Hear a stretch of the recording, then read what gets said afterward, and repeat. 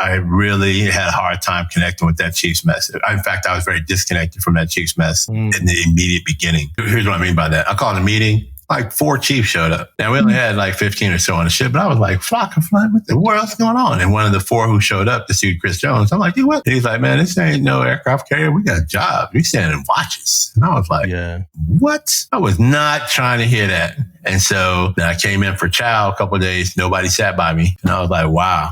Okay. There was a board that had all of the names of folks who had left. I began to sit there every day for lunch or in dinner, wherever I came into the mess, that's where I would sit. And during the workday, I'm a leadership, I walk around type of guy. And so I'm walking around, I'm meeting the crew. I was E5 for a long time. I think I was a professional E5 for 7 years. So I connect with them.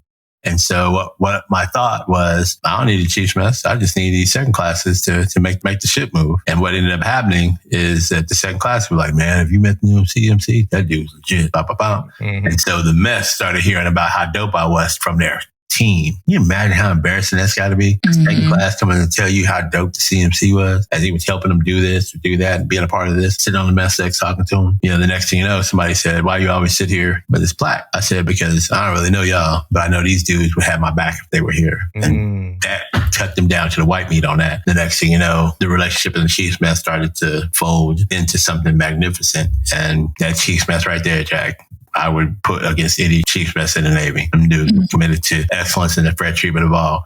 And it was iron sharpening iron. That's an uncomfortable thing, but it was iron sharpening iron in there, Jack.